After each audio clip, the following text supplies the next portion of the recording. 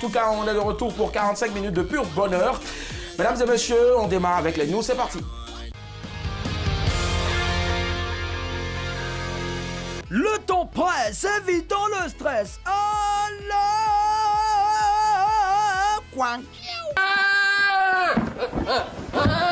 on décompresse. Bienvenue dans les news de Madame, Monsieur.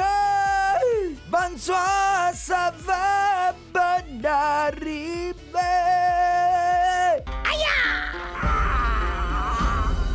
Allons en Chine, mes amis, pour commencer, un médecin pas comme les autres. Au People's Hospital de Guiyang, en Chine, un médecin a enchaîné 20 heures de travail non-stop. Hey, baragomoin, lui.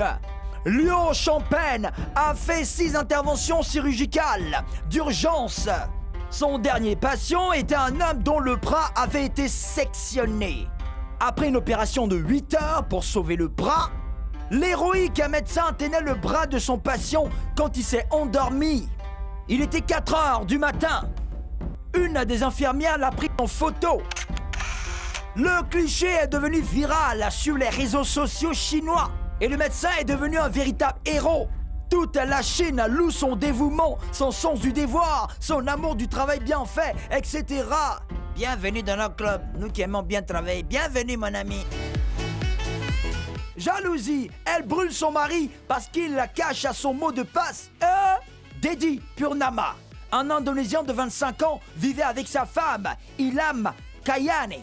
Un jour, la femme a demandé le mot de passe du téléphone portable de son mari. Ce dernier a refusé. Une altercation s'en est suivie. Le mari a frappé sa femme.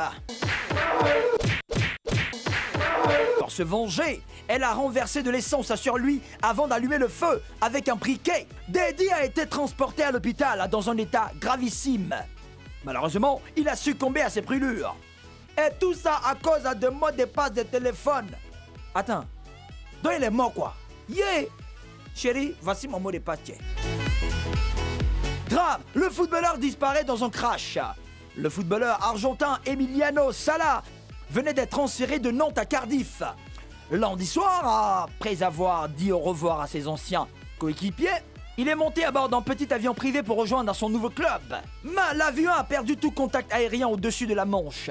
Et selon toute vraisemblance, l'appareil s'est abîmé en mer. 2 hélicoptères et un bateau ont été mobilisés pour tenter de retrouver Emiliano Sala et le pilote. Certains ont commencé à prier pour qu'on retrouve au moins leur corps. États-Unis, elle voulait noyer son nouveau-né. C'est la fait rage du moment au Ghana et aux États-Unis. Emmanuela Ossé, une jeune Ghanéenne de 23 ans, est allée vivre avec son oncle aux États-Unis. Elle était embauchée comme aide-soignante là-bas au pays de l'oncle Sam. Mais l'autre jour, en plein boulot, Emmanuela a demandé la permission à son chef pour aller aux toilettes. Plus tard, on l'a retrouvée en sang dans les toilettes avec un cordon ombilical qui pendait. Le nouveau-né a été trouvé dans un récipient rempli d'eau.